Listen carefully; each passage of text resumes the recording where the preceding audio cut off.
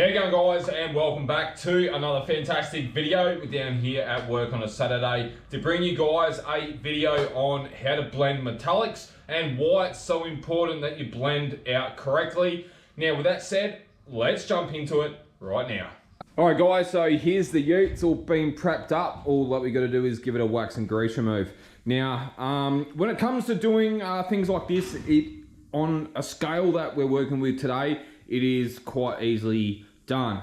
Now, what I'm referring to is getting away with a color that's not exactly color matched for this particular car. Now, I did get the color mixed up at the Dandenong body shop. The base coat is the beers. So big shout out to the guys down there, specifically Kane. You are an absolute legend.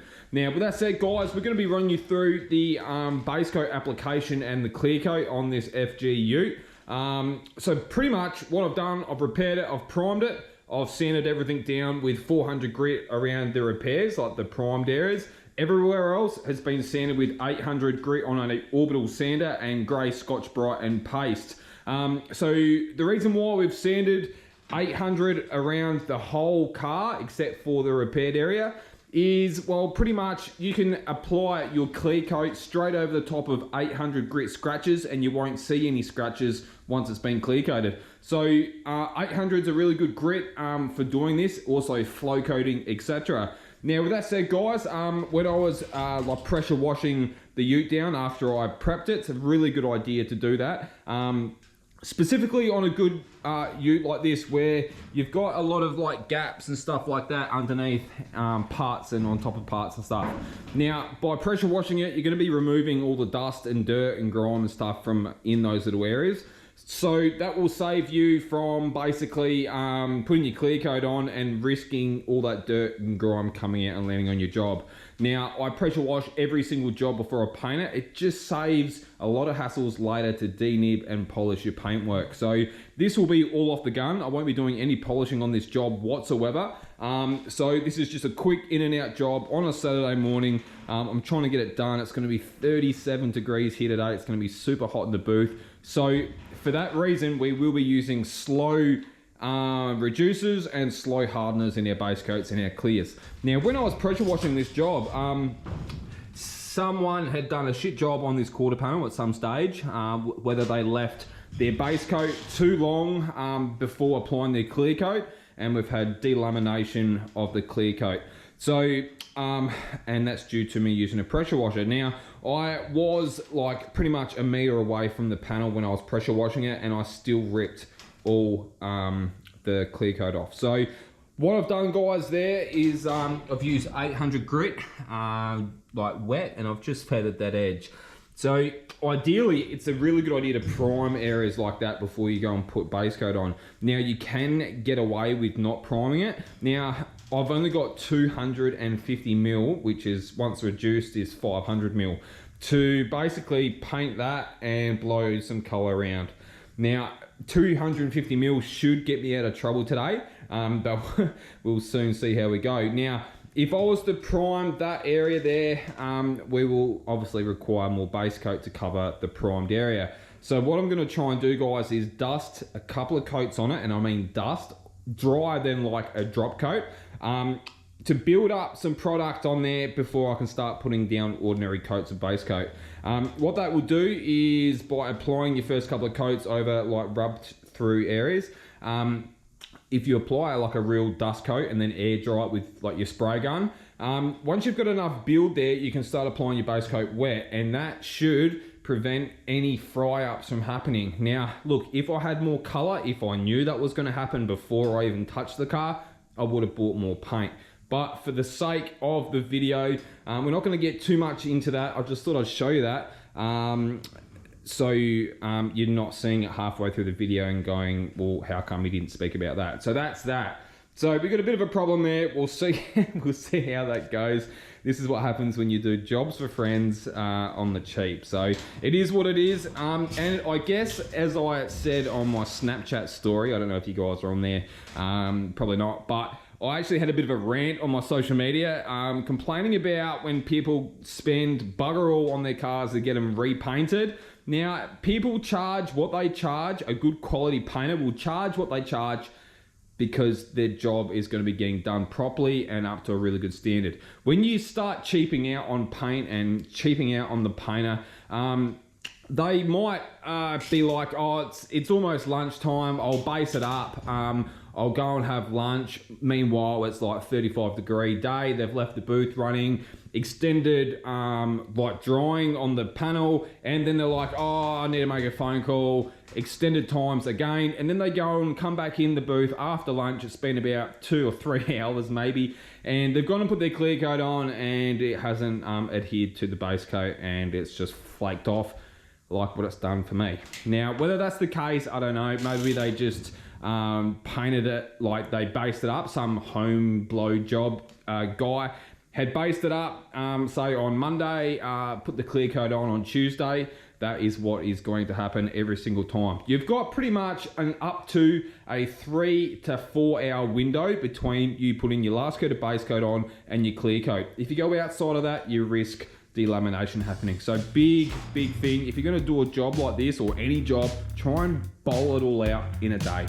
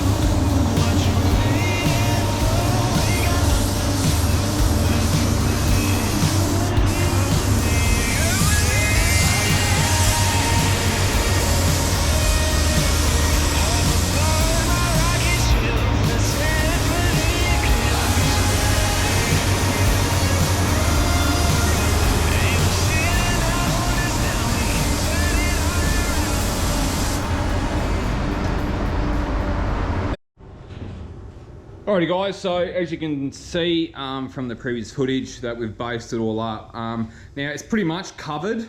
So what we're going to do now is pretty much show you what it looks like when base coat hasn't been blended and why it's important that you do blend it, hence the title of the video. Now as you can see here, we've got coverage, but you can see the outline of the base coat. See it all down there, see it's a bit darker here. So it's also really dark here. You see it right there, see that dark line that goes around? So that's what happens when you just base up and you don't flick your gun and you don't blend. So the whole point of this video is to show you that it is important that you do blend out your metallics and your pearls. So this is pretty much a pearl, it's not really a metallic. I mean, there's probably a tiny bit of metallic in this color, but it's majority just blue pearls and etc. So yeah, I just wanted to point that out, that like you can see that square. So now on our first blend coat, that line will disappear. Now I didn't color match this color. I got the Bodyshop to mix it up. All I gave them was my paint code. I can't think what it is now off the top of my head, NT maybe. So pretty much once you start blending it, you'll lose the lines. and that will allow you to lose a color and blend it into the existing paintwork. I hope I'm making sense, guys. Sometimes I have a bit of trouble trying to explain what I'm doing. But in a nutshell, without getting too technical, you can see pretty much the dark areas where I've applied my base coat. You can see the edge all the way around. You can see that big sharp line there. So what we're going to do now, guys, is start blending. Now, how I like to blend, and majority of spray painters will pretty much blend the same way. Now, it might get a bit noisy, but basically, all spray guns have a dual action like trigger. So the first half of the pull is just air. When you pull that in a second part, that's when paint comes out. So how you basically blend is pretty much while the gun is going over the area, you want to be facing parallel to the panel, and you want to have that trigger all the way in so paint's coming out.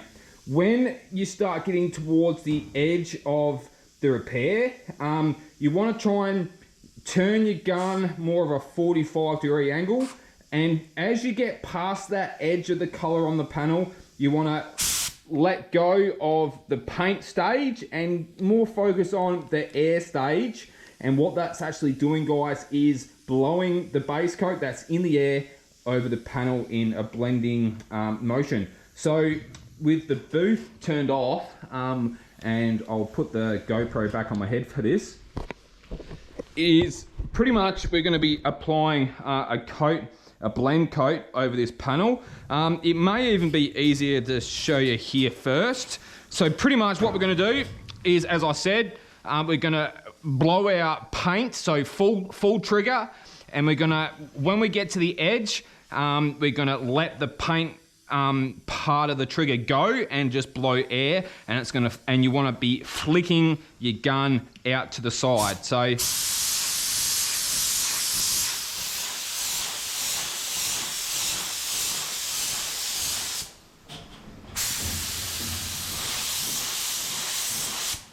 all right, so that's pretty much it. Now we can get a little bit more technical here and blend down as well. All right, so that's that area. So as you can see here, I'm not sure if you guys can see that on my head, but basically our line has disappeared. Now we do have a bit of like mottle happening where it looks a little bit patchy. You can see it's patchy here. Now that's where your drop coat will even that out once it's all done. So that's only our first coat, and it is kind of important that when you do color match a color that you get it as close as possible, because the closer the better, because that mottle won't be there if your color is bang on. Now to fix that mottle, we're going to keep blending.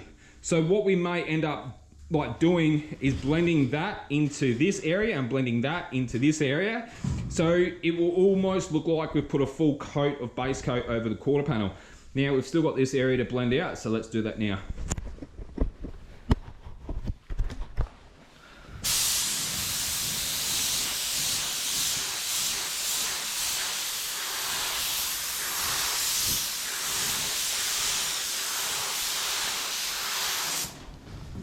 All right, so see how our line has now disappeared. So we're going to turn the booth back on. We're going to repeat that process until the mottle has gone. Don't mind me, I've got a stutter, put up with it. So we're gonna repeat that process.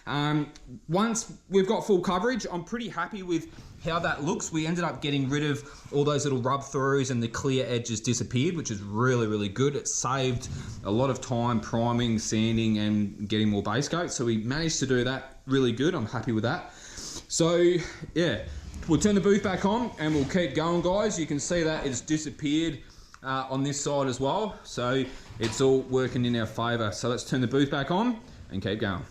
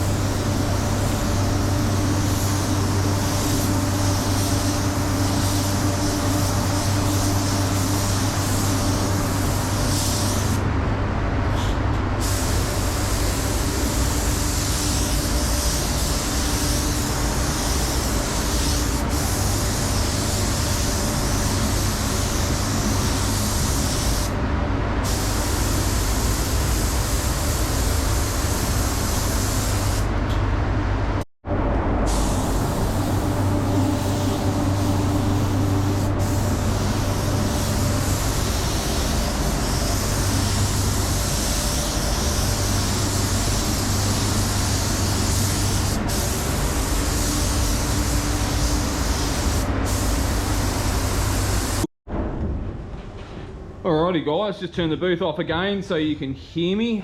So we've carried out those blending methods which I explained previously. It all looks all really nice and even now. There's no mottle anywhere. It repairs pretty decent. There's no like bad like mottle anywhere. Our colour does look pretty good. So on the quarter panel here, you can see like there's no mottle anywhere. It's really nice. Now you would have seen from the previous like little bit of footage that I ended up putting a full coat over this area here in the middle between that area and this area.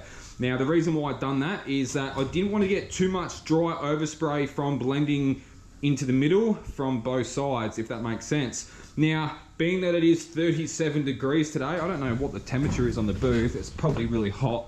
The burners are off, so it's 29 degrees, super hot.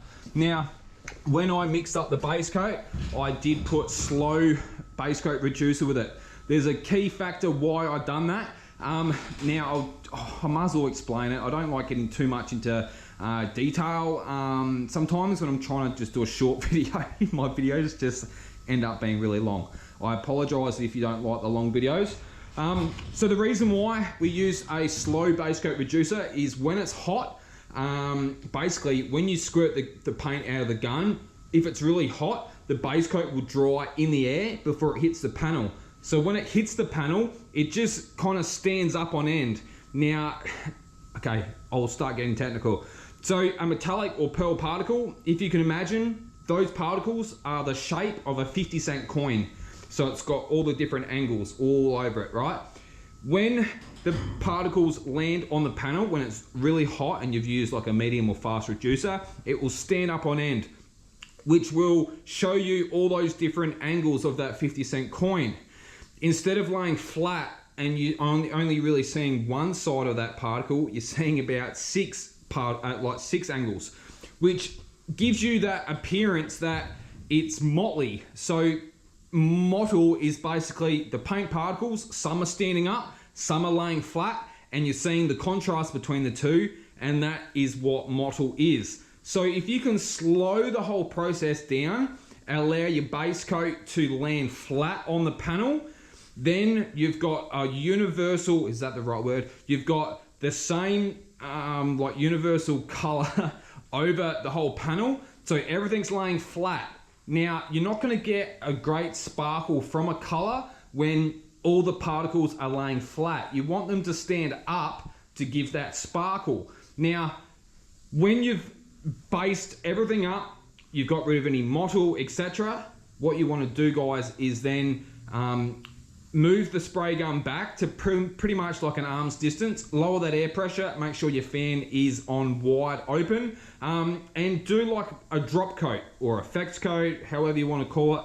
And then what that is doing is putting all that base coat and metallic particles on the panel, but they're all going to stand up, which means none of them are going to be laying flat. They're all going to be standing up, which means that will give you that sparkle over the panel and basically allow you to make it look like the rest of the car. Now, I hope I'm trying my hardest to explain it without going too balls deep. But that's pretty much a nutshell, guys. Why it's important to blend out your metallics, choosing the right speed of reducer for the climate that you're painting in. We're in Melbourne, so it's not usually 37 degrees. But you've got to think about that kind of stuff when you're painting a job. As an example, there was a panel shop up in Queensland somewhere that was painting a Kenny base coat. They had a bit of like uneven base coat, like mottle over the panels, mainly on the tops, and they rang me up here at work and asked how do they go about fixing it. And I said, what speed of reducer are you using? They said a medium. I said, okay, try mixing up with a slow base coat reducer. You want to slow down the whole paint process, allow that paint to go down flat, and then do your drop coat so it's all standing up, so you don't have both, and you'll find that it lays down super even. A couple of days later, I got a phone call thanking me for that information because it saved his job, and I actually know the owner of that car. He's a viewer on my channel. Yeah, so even he sent me a message and said, look, Mark, thanks for that info. And look, I'm like, well, it's my job to try to give that information. And I go out of my way to give that kind of information on my YouTube channel. So if you haven't subscribed, please do me the favor, guys, click that button. It is free to do it. It makes my videos stand out more in front of other people. The whole YouTube algorithm, is that how you say it? Anyway, YouTube won't put my videos out if you don't press that like button and subscribe to my channel. Anyway, guys, we're pretty much right now to do a drop coat and basically put our clear coat on. So everything looks sweet as, like we've got no marks on it, no mottle. We're just gonna lower our air pressure, as I mentioned earlier, move our gun back to about an arm's distance, and do a drop coat. That will even out and make the whole paintwork sparkle and match that half of the tailgate, that front half of the quarter panel. It's all gonna look the same. Let's go.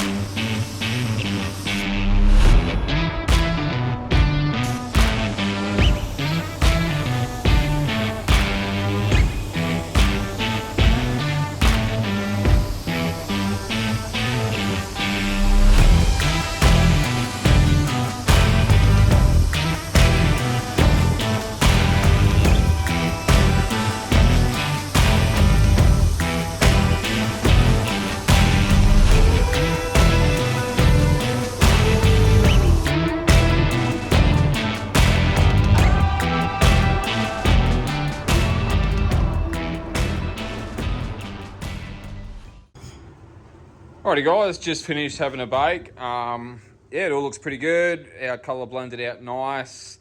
Thankful that I chose to use the slow hardener and slow base coat reducer.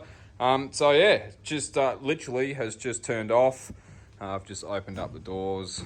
So yeah, we'll get it unmasked, we'll get it outside, we'll have a bit of a look. And yeah, appreciate everyone stopping by and watching this video. Hope you've all learned something on blending metallics and pearls and why it's important to use a slow reducer and hardener on a hot day.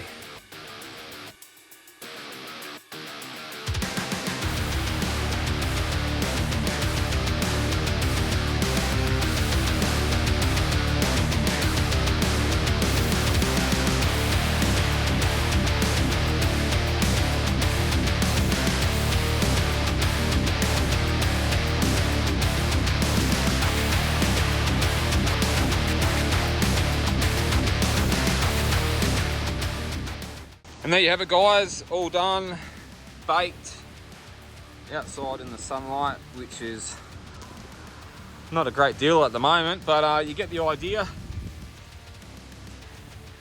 So thanks for watching this video. We're gonna jump onto those Harley parts during the week, and I'll put up a video about sanding down the epoxy and stuff. I was going to do it this weekend, but then I had to do this. I didn't know that I was doing this until I think Thursday, So yeah. Anyway guys, that's it. Thanks for watching this video. Hope you've all enjoyed it, and I'll see you guys next time.